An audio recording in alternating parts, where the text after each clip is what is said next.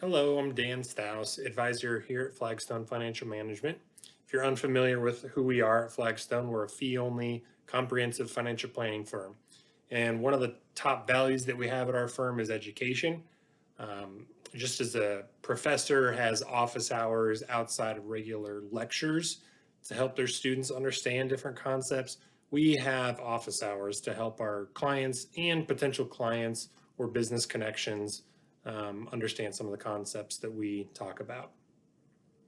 So today, Mike and Amy and I had the opportunity to record a webinar on tax planning. We shared strategies and tax planning tools, and then we took some questions towards the end. We're not tax professionals or accountants, so the conversation we had is really for educational purposes, not intended to provide tax advice or accounting advice, or as a substitute for conversations with someone's individual tax planning professional. So if you want to be informed on when future office hour presentations are going to take place, check out the contact page at our website, flagstonefm.com/contact. You'll see a form on there you can fill out to join our email list, and we make all the announcements for office hours there.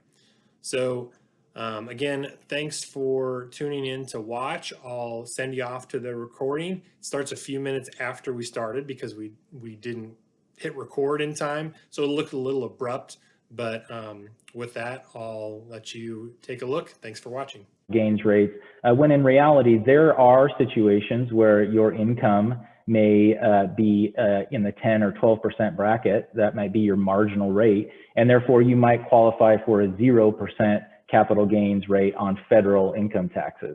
So in some cases, we're actually wanting to accelerate capital gains so we can pay at a 0% federal rate. There is often state tax associated with that. In Nebraska, you do have to still pay state income tax on that amount, but that's one planning opportunity. And important to understand that there are different brackets for capital gains as well as ordinary income, which are different kinds of income. All right. The other thing I wanted to highlight on this report, if you slide down to the Medicare piece. So for those clients of ours and those listening that are in 65 and older and paying for Medicare insurance, there's a concept that's the short version of that is called IRMAA.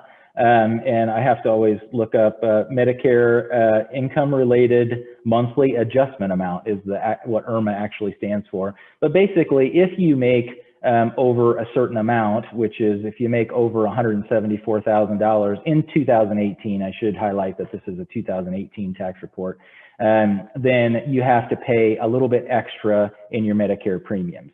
So when we're doing planning, oftentimes we're thinking about marginal tax brackets, we're thinking about capital gains, but we're also thinking about the effect on things like IRMAA, taxability of Social Security. So there's a lot of factors that are at play there. And then, so that's the tax rules. And then we also have the personal situations that we have to account for. So the tax rules are only part of the deal.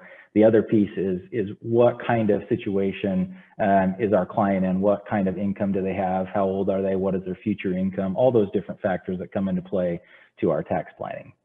So back to, you can close that out, Dan, if you don't mind. Thank you.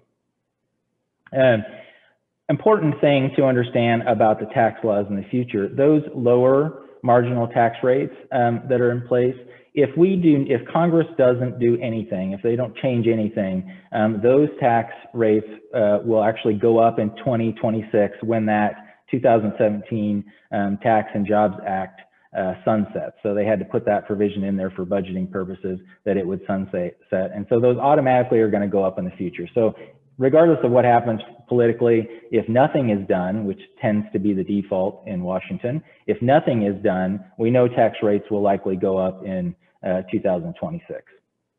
So those rules also changed the itemized deduction structure. So basically it lessened the ability to itemize as much on your taxes.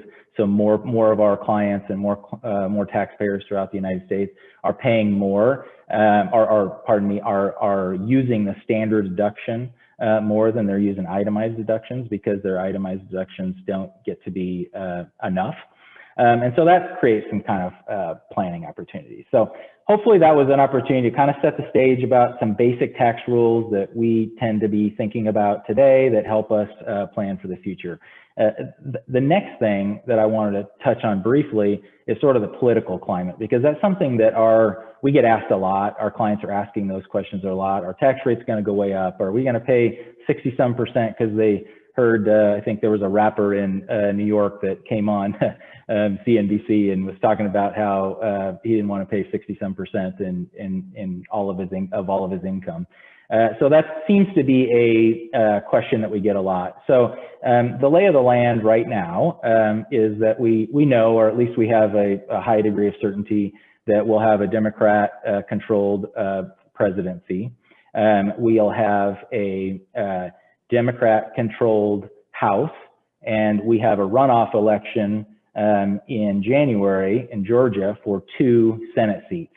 And if one of those Senate seats goes Republican, then we will have a Republican-controlled Senate. So just as a reminder, the House and the Senate combined make up Congress. Congress makes the laws and can change the laws. So if there is one Republican that gets elected on those Senate seats in Georgia, then we likely have a split Congress. And typically when there's a split Congress, there's not a whole lot of tax changes that are made, because they tend to not agree. If they are made, they tend to not be as sweeping of changes because there's such differences there. And so if there is a Democrat-controlled Senate, so in other words, if both of those seats go Democrat, then there would be a blue wave, so to speak, where Democrats would control the presidency and Congress. Presidential office and Congress. And so that's we're more likely to see some changes there. I think a lot of people think we have Democrats and Republicans as clients. So this is not a political comment one way or the other.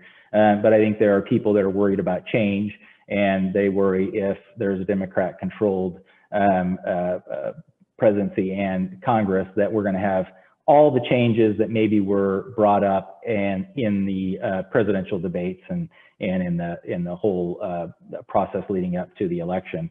The reality is that's unlikely to happen. Even within the Democratic Party, there are folks that believe very differently about topics, and so they'll have to compromise themselves. So and then as another piece, I guess, to that, you know, when one particular party has had control over everything, a lot of good things happen. The stock market tends to keep marching along like normal. That's only one factor in the whole world of your investments. And so we have a lot of people that get fearful around a blue wave, so to speak. And I would suggest that history has not supported that we should be fearful about that.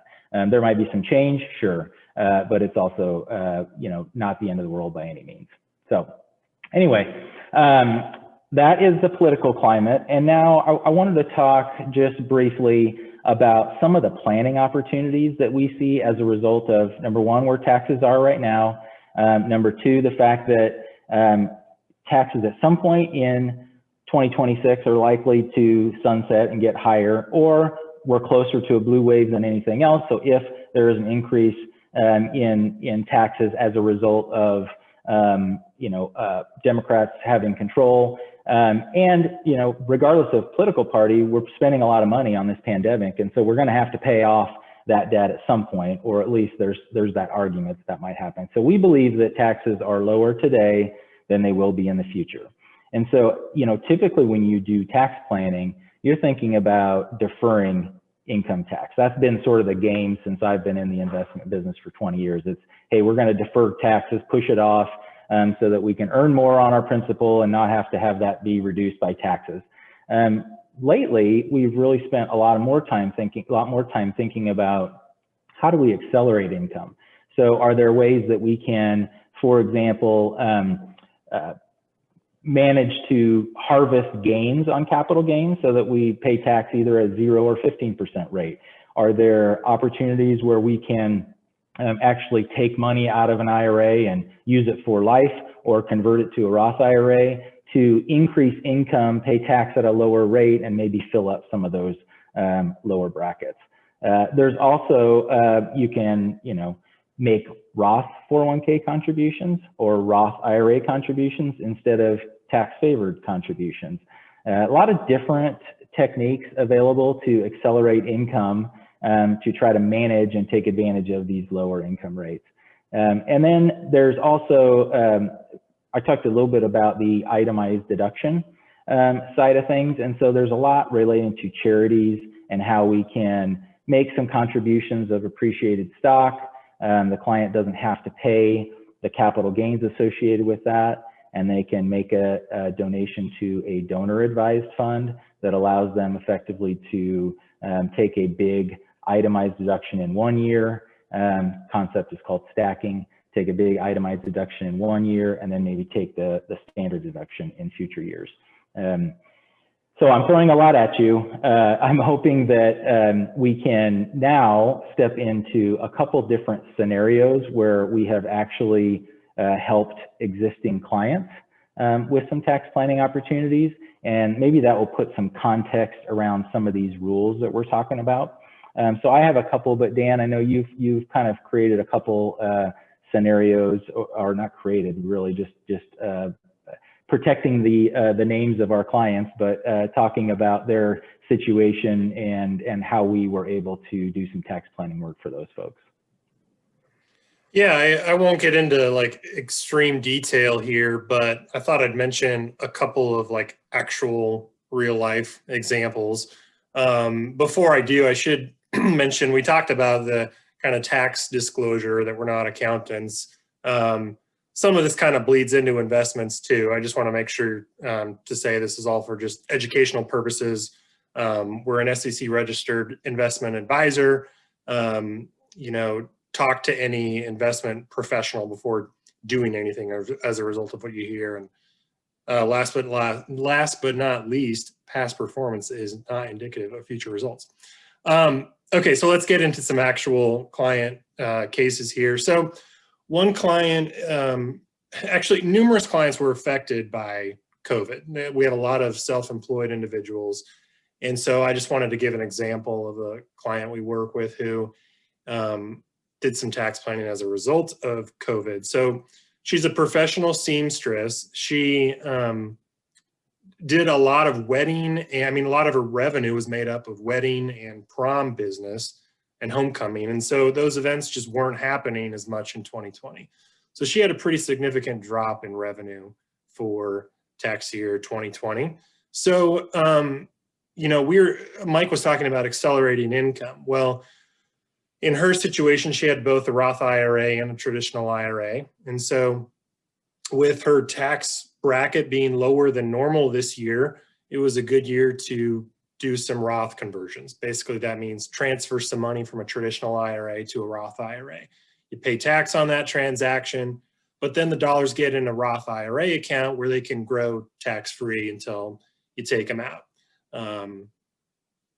And so that's just a really brief example. The one other factor at play in her scenario was that she's also going to be in the 0% capital gains bracket. So that means she can realize, she can sell investments that have these gains embedded in them. And in a good year, she'd be in a bracket where she had to pay tax on those gains. But because of the reduction in revenue to her business this year, she could do that with no tax liability. So basically, that increases her cost basis. I won't get too technical, but bottom line is that it'll lower her tax bill over time. So that was one example, pretty brief on the details there. The other one is even more brief. And it doesn't really have anything to do with the political environment or odd things going on in 2020 compared to future years. It was just a young couple I was working with who, when we started doing financial planning, they said, you know, we want to lower taxes. And so we want to know about strategies on how to do that. And so we talked about the benefits of IRA contributions and how typically that lowers your current tax bill. Well, after we did a more detailed tax analysis, we found out that, you know, really they're not paying much in taxes today anyway. They didn't quite understand how low of tax bracket they were really in compared to maybe where their taxes would end up in retirement. And so we decided, well, really, we're not going to try to minimize taxes today. We're going to do some Roth IRA contributions instead of traditional IRA contributions, so that those dollars can grow tax-free. And when you're younger, that helps even more. I mean, we do that a lot for older clients, but when you're younger, that tax-free growth compounds even more so. So that was really beneficial. The tax analysis for them was more so educating them on, hey, this is where you're at today, and this is why you might want to think about being okay with the tax bill today, as opposed to doing everything to minimize taxes in 2020. So those are the two examples I had. Thanks. Yeah, those are all, like, sometimes the tax plan doesn't have to be super complex. Sometimes it's just as simple as choosing to either fund an account or choose a Roth versus an IRA, or actually take advantage of an HSA account that you might be eligible for if you have a high deductible plan. That comes up a lot for us with our clients. They just don't realize that they have an ability to contribute to a health savings account, for example. A couple examples that I had well, the first one is really two, and it's related to pre-retirees and retiree type folks, because mostly retiree folks, which we serve a lot of, that's a core group of our client base, is retirees. And in both cases, these folks had done some Social Security planning. So back when you were able to claim spousal benefits for a period of time and then switch to your own benefit at age 70, both of these couples took advantage of that opportunity. That loophole has since been closed, but they took advantage of that. They were not 70 yet, so they hadn't gotten to the point where they were getting their full Social Security benefit. They both have pretty significant assets. And they will both have to take out required minimum distributions in the future. So at 72 now, when you're required to take out your required minimum distributions, they will then have full Social Security benefits and a fairly sizable required minimum distribution. But until then, their tax rates were quite low. So in one case, we decided, and in both cases, they were in the 12% marginal tax bracket. So in one case, we decided, hey, they have highly appreciated non-retirement assets that have a bunch of capital gains in them, which sort of restricted their access to that capital. In other words, they couldn't take that money out without paying a bunch of taxes, and that always bothered them. And it was structured too aggressively, but they didn't want to make it more conservative because then they'd have to pay taxes. Well, we used this tax year where they were in the 12% bracket to actually harvest capital gains. In other words, sell some securities and be willing to pay capital gains, partially because they were in the 0% federal capital gains rate. They will have to pay 6 to 7% in state income tax on those gains. But that was an opportunity to really adjust their portfolio, to get them in a lower tax situation in the future, and to get themselves some more flexibility, The other person that was in a very similar situation, it made more sense for them to actually convert some IRA dollars to Roth. So we moved about $35,000 from IRA over to Roth. They have a goal of providing a legacy to their kids, passing money on to their kids. Roth IRA is a super powerful account type to pass on to kids because it's not subject to required minimum distributions, and it's not subject to any tax in the future under current law. And then the beneficiaries get 10 years to take that out, and they don't have to pay taxes on it when they get it. So it's really kind of a compounding machine. So there was a benefit to satisfy that goal. and we could also take that money out in the 12% bracket. So they ended up having to pay, I think, a couple $1,000s more over their last year's taxes. There was a lot of other things going on there, but that was a frame of reference they were using. So for a couple thousand more taxes than they were planning on, they got to move an asset a lot more into the Roth bucket, which was awesome. So another example is a pre-retiree client who is earning at a pretty good level right now, but knows they'll retire in not so distant future, 3 to 5 year time frame. But they inherited a bunch of stock, several $100,000 of stock that has zero basis because it was passed down. It was gifted. When it passes to you via gift, you don't get what's called a step up in basis. So if they were to sell that stock, they were going to have to pay a huge capital gain.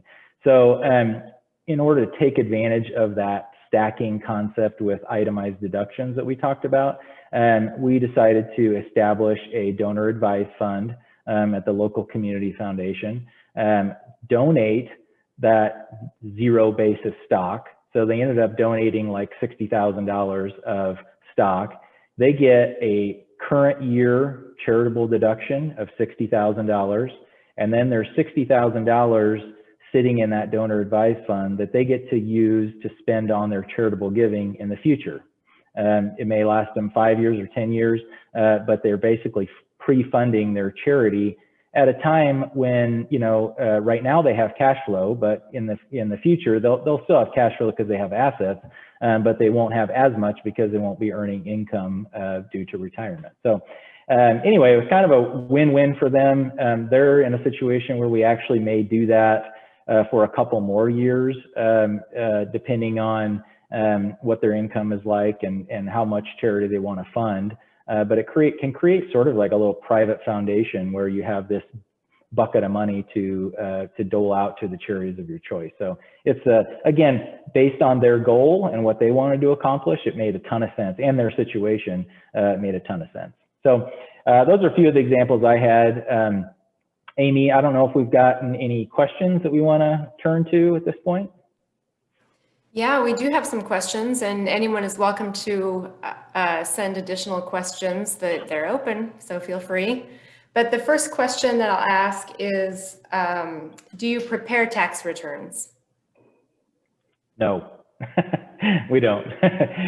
We believe really strong, like all this tax planning we do, we put it together, we give suggestions, but then we send it to the client's accountant. I mean, we truly believe, I know we had a disclaimer that we aren't accountants, but we truly believe that we need those accountants to help us make those determinations. They're really the professionals. They have more advanced projection software. They can dial it a little bit better.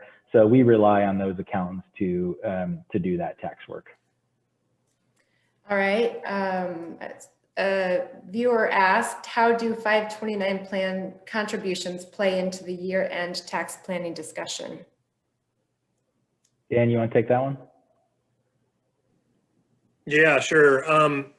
Well, in the state of Nebraska, if you contribute to Nebraska's plan, you can contribute $10,000 and get a state tax deduction for that contribution. You can contribute more if you want. You just get a deduction on up to $10,000. So sometimes folks, if they're trying to put a lot of money into a 529 plan and they haven't yet done it, then if they're trying to manage their tax bill for this year, then year end is the deadline for that.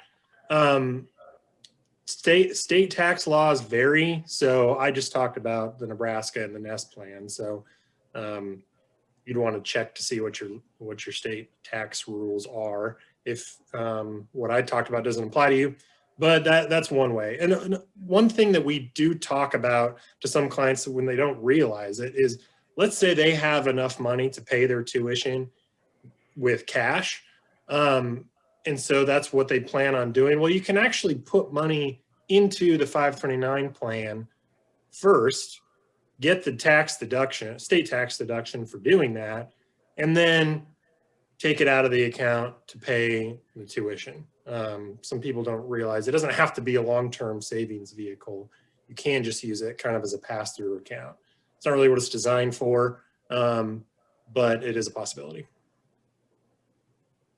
We have an insurance question that asks, my adult children keep telling me I need to get insurance for a nursing home. Is that important?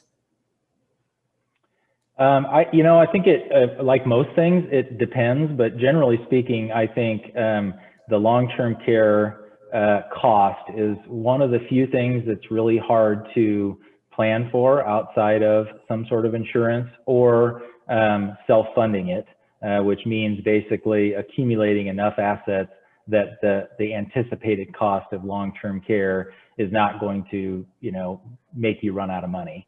But my general rule on that is as follows. At about in your 50s, I think that's when you really start analyzing long-term care insurance. Should you get it? What does it cost? Does it make sense for me? I'd say everybody needs to make an educated decision on insurance. I mean, we don't, as a sidebar, we don't sell any insurance. So we just act as a third party disinterested advisor, interested in you, but disinterested in the commission that goes along with insurance. And so we're not trying to sell anything here, but basically everybody should make an educated decision as to whether or not it makes sense for them. My general rule is if you have under $500,000 of assets, you probably take the chance.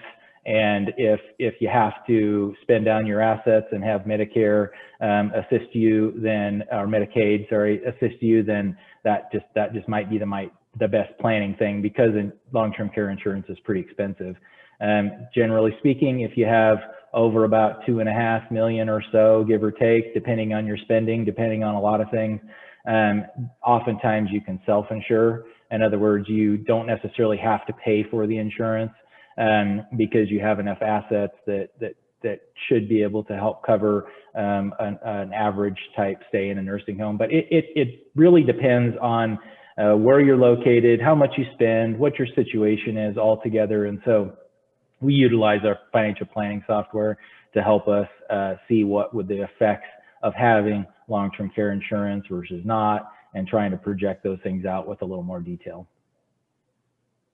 We have one more question, and you're welcome to submit a question if something has sparked a curiosity. But this question is about mortgage rates. I missed out on refinancing my mortgage when you were telling clients that rates were low. Is it still worth looking at? My rate is 3.75. Dan? Ex-banker Dan? Yeah. Yeah, it's still worth looking at. I would definitely talk to a mortgage loan officer to see what rates are at, because currently you probably could do a little better than 3.75, depending on the strength of your credit score, depending on how big your mortgage is, variety of factors, but rates are still super low. So you haven't totally missed out on your opportunity. So I would still talk to a mortgage loan officer. All right, well, that's it for questions. And Mike and Dan, if you have anything to add, you're welcome to. Thank you, everybody. Can I add one little quick thing? The one thing I would say is to be proactive about your taxes, whether that's talking to us or talking to your accountant. Often what happens is sort of time passes, the year comes to a close, and some of the planning opportunities that you may have had prior to year end no longer exist. Accountants are just like everybody. They're busy. They're trying to do the best they can to reach out to everybody, but sometimes folks get missed. So take some accountability even on your own side to reach out and say, hey, should I be doing this? Is it worth my time to do a projection or to try to figure out if I can do some of these planning things that we've talked about today or that you've seen at other places? So that would just be my call to action. And my last comment would just be thanks to everybody for coming. I know Amy's going to wrap us up here, but these office hours are still relatively new for us. And so we're going to try to do these on a consistent basis. So just watch for announcements for future sessions. It's just a fun way to engage with people more often than we can, just one-on-one. So come with any questions you might have, or just tune in for the prepared content too. Yes. We really appreciate you being with us. We're enjoying these office hours ourselves. So you'll get future emails and we'd love for you to continue joining us. And in that, it's great to be here, and a very Merry Christmas and Happy Holidays to everybody. And we'll say goodbye.